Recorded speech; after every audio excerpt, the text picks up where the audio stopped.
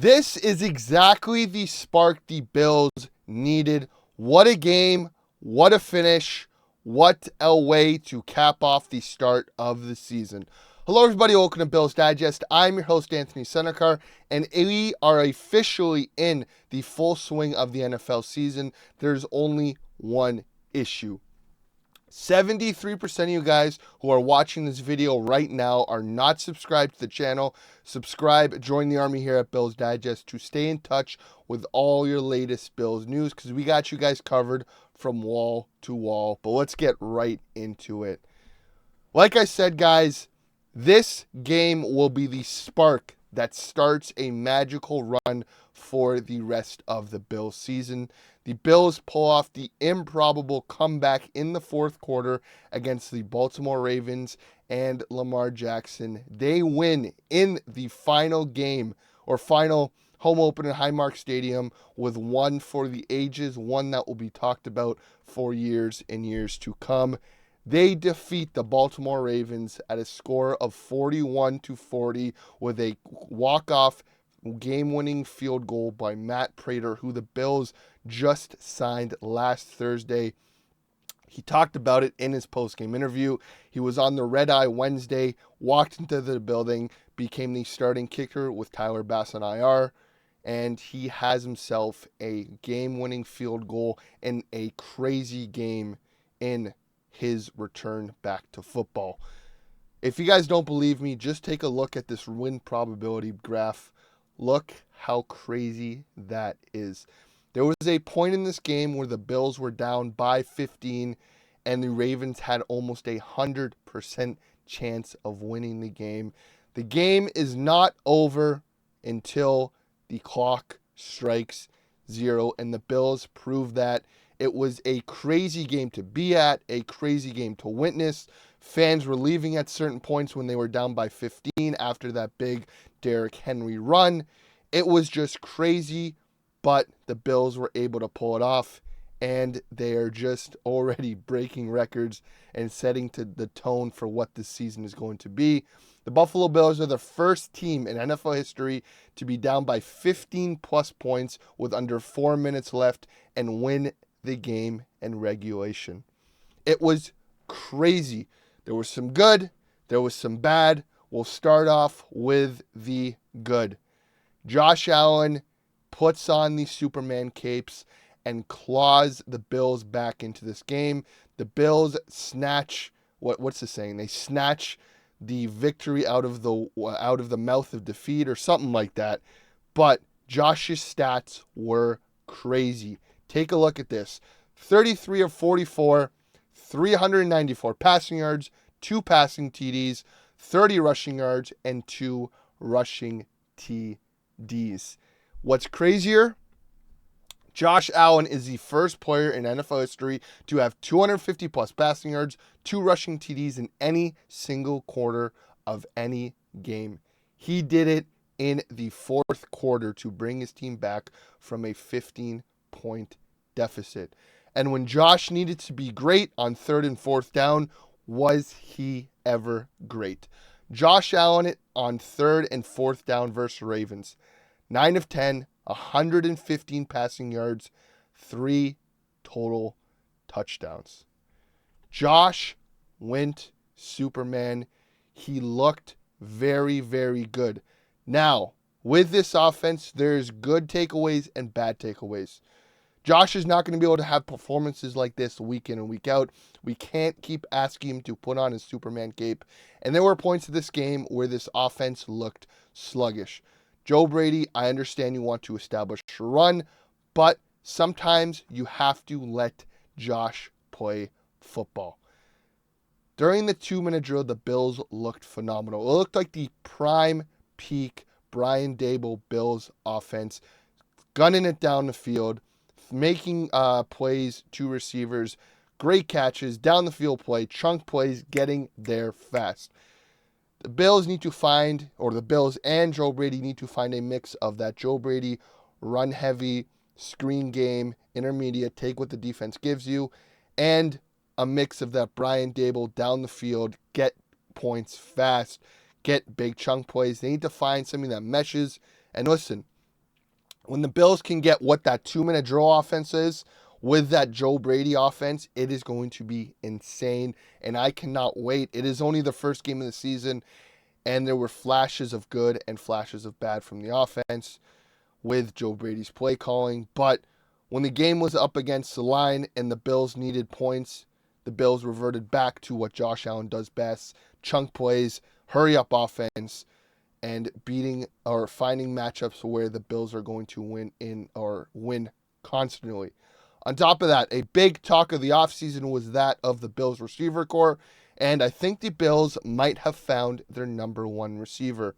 Keon Coleman finished the game 8 for 112, one touchdown. Khalil Shakir, 6 for 64. Joshua Palmer, 5 for 61. Jimbo, 5 for 58. That big play that kind of shifted momentum.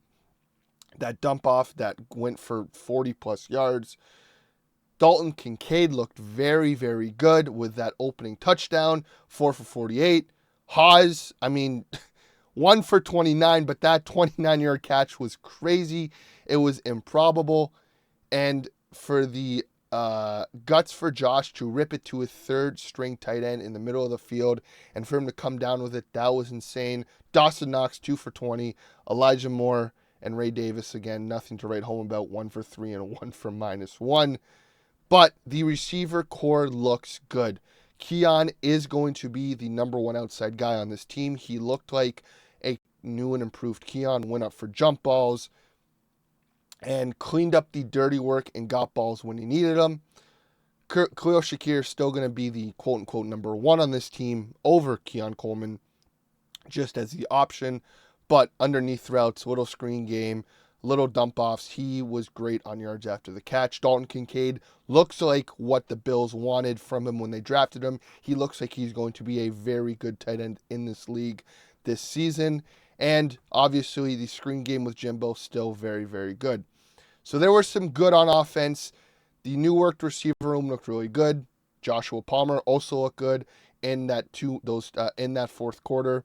A man beater who was winning his matchup. So there's a lot of good to take from this. I think the Bills offense will keep on improving and developing as the season progresses. But to come out of a win against the Ravens and be first in the AFC with the Ravens losing, the Chiefs losing, this is good for the 1 seed hopes, and this is going to be very good come those weeks 15, 16, 17, because you already have a win on the head-to-head over the Ravens.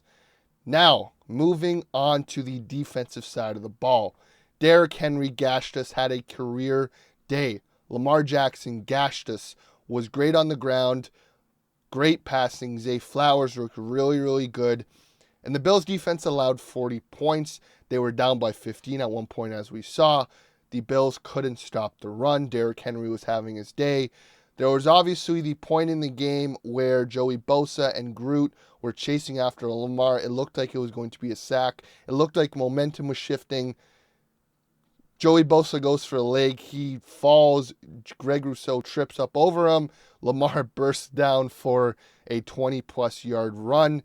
And after that, with momentum fully in the Ravens' side, the Ravens turn around, hand it off to Derrick Henry. He busts down for a touchdown. It looked like the game was over after that point. But what happens? Well, Ed Oliver had a career day, and he had a game-changing play. He had the fumble on Derrick Henry, which started the comeback for the Bills. But he had an insane day. He looked like a man possessed. 7 tackles, 2 quarterback hits, 3 tackles for a loss, 1 forced fumble against Derrick Henry, which got the Bills back and started this comeback, and 1 sack early against Lamar Jackson. I am excited to see what this Bills D-line looks like from here on out. If this is what Ed Oliver sets the standard for the start of the season, if he keeps up with this, he is going to have an all-pro season. Joey Bosa started off slow out the gates. The Ravens noticed that Bosa kept on biting on the read option to the running back, and they took full advantage of that, targeting him multiple times with Lamar. He would go for the running back, Lamar would keep it and run for 10, 15 yards. As the game went on, he got into it and didn't bite so heavy. He did have that forced fumble against Justice Hill, which turned what looked like was going to be a 7-point drive into a 3-point drive. So as the game progressed, Joey Bosa really grew into the game. And listen, the Bills only had 1 or 2 sacks on the day, but it's Lamar Jackson. You're not going to get him on the ground. But if it's against a pocket passer, and if the pressure is there the same way it was there against Lamar, the Bills are going to have a field day feasting on sacks. The pocket broke down in 2 to 3 seconds constantly. Rousseau and Joey Bosa were pushing him inside to Ed. Ed was pushing him outside, and Bosa and Greg Rousseau were there. And if it was a Tua, if it was a Joe Burrow, if it was any of these guys who stand in the pocket and go for a throw, it is going to be a field day for the Bills. Still a ton to work on. The safeties, which were a big question mark going into this, look shaky. Taylor Rapp and Cole Bishops had a few moments of taking wrong angles on Derrick Henry runs, taking wrong angles on Zay Flower catches. On that DeAndre Hopkins one-handed catch, Taylor Rapp looked a few steps behind. But as the season progresses, we'll see how that develops. There could be the point of where Damar Hamlin gets propelled into the starting lineup if the Bills don't like what goes on with Cole Bishop.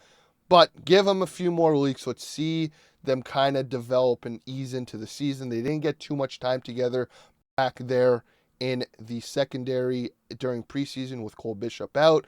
So let's see what the defense and the secondary is like in a few weeks. Then we can really judge to see if the Bills need to look outside for a safety, like bringing in Jordan Poyer from the practice squad, or Damar Hamlin gets to start in that secondary. The 7th round or 6th round rookie looked pretty decent for getting his first career start. Christian Benford had his moments where he came down and got tackles on Derrick Henry. So again, we'll see what this defense as a whole turns into. But what is Sean McDermott? His philosophy always is bend, don't break. Well, the Bills kept breaking and giving up touchdowns, but when it mattered, the Bills really did bend, not break. After scoring 40 points in 8 drives and gaining 410 yards on those drives, the Ravens' final 3 drives. Punt, 3 and out, 6 yards. Fumble, 2 plays, 4 yards. Punt, 3 and out, 7 yards. The Bills really did not bend and break in those final 3 drives. The defense showed up when it mattered. And what did I say when I previewed this game? I said turnovers are going to be the Bills' key to victory.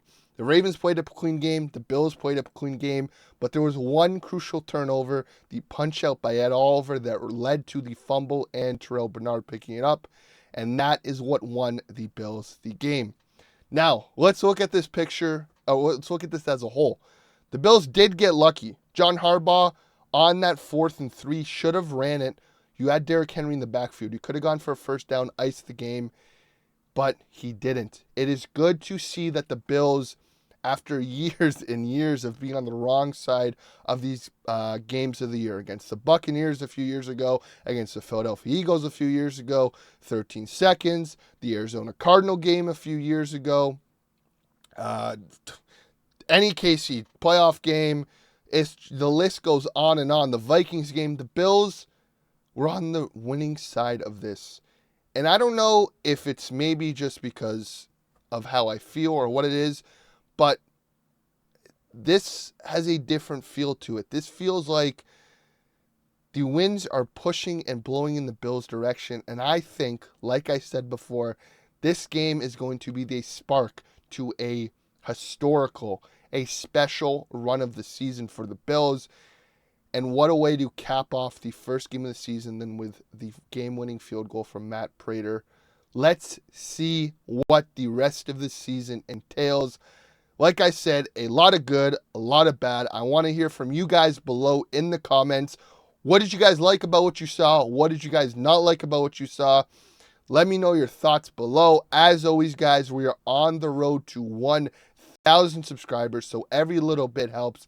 Let's get over that 1,000 subscriber mark, because I want you guys to subscribe and stay in touch here at Bills Digest for all your latest Bills news, because we got you guys covered for the rest of the season from wall to wall.